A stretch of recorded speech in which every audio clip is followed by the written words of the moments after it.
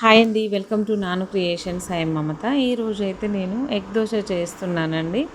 అసలైతే రెగ్యులర్గా నేను నార్మల్ దోశలే చేస్తుంటాను, ఎప్పుడో ఒకసారి చేసినా సరే. ఈరోజు అయితే నేను ఒక ఎగ్ దోశ వేద్దామని చెప్పేసి ఫిక్స్ అయ్యాను. చాలా బాగుంటుంది టేస్ట్ అయితే. మనము స్ట్రీట్ సైడ్కి అమ్ముతుంటారు కదా, బండి పైన లేదంటే హోటల్లో ఇస్తూ ఉంటారు. చూడడమే తప్ప మేము తినమండి, హోటల్లో అసలు ఏమీ తెచ్చుకోము. బట్ అలాంటివన్నీ కూడా నేను ఇంట్లోనే ప్రిపేర్ చేస్తూ ఉంటాను. అయితే నేను ఈరోజు ఎగ్ దోశ ఎలా వేయాలో చూపిస్తాను. సింపుల్ అండ్ టేస్టీగా ప్రిపేర్ చేస్తాను.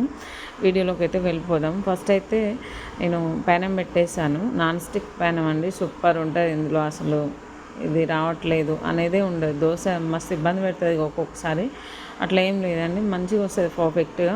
నేనైతే దానికోసం కొంచెం ఆయిల్, వాటర్ వేసి ఆనియన్ కట్ చేసుకొని ఆ స్లైస్ తోటి నేను మొత్తం పెంక చుట్టూతో కూడా స్ప్రెడ్ చేశాను. అలా స్ప్రెడ్ చేసుకుంటే మనం వేసిన దోశ చాలా పర్ఫెక్ట్గా వస్తుంది. స్మెల్ కూడా బాగుంటుంది, ఫ్లేవర్, ఎందుకంటే ఆనియన్తో స్ప్రెడ్ చేసినాం కదా, అట్లా వస్తుంది అనమాట. ఓకే, చూసారు కదా, నేనైతే ఒక 2 గంటల పిండి వేసుకున్నాను. దానిపైన ఒక ఎగ్ వేస్తున్నాను. డబుల్ ఎగ్ కూడా వేయొచ్చు, బట్ నేను ఒకటని చాలు అని చెప్పేసి ఒకటే వేసాను అనమాట. ఇది చూడండి, ఇది చుట్టూ మనము స్ప్రెడ్ చేసుకోవాలి దోశకి. ఈ విధంగా స్ప్రెడ్ చేసుకున్న తర్వాత మంటని మీడియం ఫ్లేమ్లో పెట్టేసుకోవాలండి. మీడియం కంటే కొంచెం తక్కువ పెట్టేసుకోవాలి, ఎందుకంటే ఇది దోశ ఉడకాలి ప్లస్ ఎగ్ ఉడకాలి కాబట్టి. దానిపైన నేను ఆనియన్స్ వేస్తున్నాను. ఆనియన్ కాంబినేషన్ చాలా టేస్టీగా ఉంటుంది. కొత్తిమీర కూడా వేసుకోవచ్చు, నా దగ్గర లేదండి, అది ఆప్షనల్ అనమాట. ఇవన్నీ ఇంట్రెస్ట్ ఉంటే వేసుకోవచ్చు, లేకుంటలేదు. నేను ఇక్కడైతే ఒక పచ్చిమిర్చి సగమే తీసుకొని చిన్న పీసెస్ లాగా కట్ చేసి వేసుకున్నాను. క్యారెట్ కూడా ఒక చిన్న పీసెస్ లాగా కట్ చేసి వేసుకున్నాను.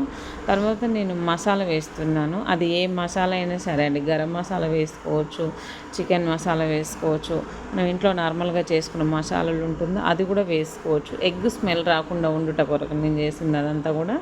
దాని తర్వాత కొంచెం ఆయిల్ వేసానండి, ఎగ్ ఆయిల్ పట్టాలి కదా. తర్వాత నేను టేస్ట్కి సరిపడా సాల్ట్ వేస్తున్నాను. ఆల్రెడీ పిండిలో వేసాము, బట్ ఎగ్లో వేయాలి కదా అండి. ఎగ్గు కొంచెం బాగుండాలి అంటే, టేస్ట్ బాగుండాలి అంటే ఉప్పు వేయాలి ఖచ్చితంగా. చప్పగా ఉంటే ఏం బాగుంటుంది కదా ఇవన్నీ వేసిన తర్వాత అని చెప్పేసి నేనైతే టేస్ట్ సరిపడా సాల్ట్ వేసాను. ఇదంతా కూడా ముక్కలు లోపలికి పోయేలాగా మంచిగా ఇట్లా అడ్జస్ట్ చేస్తున్నాను, చిన్న గంట తీసుకొని అట్ల కాడతోటి. ఓకే ఫ్రెండ్స్, చూసారు కదండి, ఎగ్ని అయితే నేను తిప్పేస్తున్నాను. కొంచెం ఫ్రై అవ్వాలి అని చెప్పేసి ఎగ్ని ఈ విధంగా తిప్పేస్తున్నాను అనమాట. ఓకే, చూసారు కదండి, మంచిగా కలర్ వచ్చేసింది. ఇంతకన్నా మంచి కలర్ వస్తుంది, కానీ నేనైతే అది 2 days బ్యాక్ పట్టిన పిండి అండి, అందుకనే కొంచెం వైట్ కనిపిస్తుంది. టేస్ట్ మాత్రం సూపర్ అండి, చాలా బాగుంది. ఓకే, చూసారు కదండి, ఎగ్ దోశ ఎంత సింపుల్గా రెడీ అయిపోయిందో. ఈ వీడియో మీకు నచ్చినట్లయితే లైక్ చేయండి, షేర్ చేయండి. మన ఛానల్ ఫస్ట్ టైం చూసినట్లయితే సబ్స్క్రైబ్ చేసుకోండి. దీనికి చట్నీ అవసరం లేదండి, ఉట్టి దోశ కూడా తినేయచ్చు.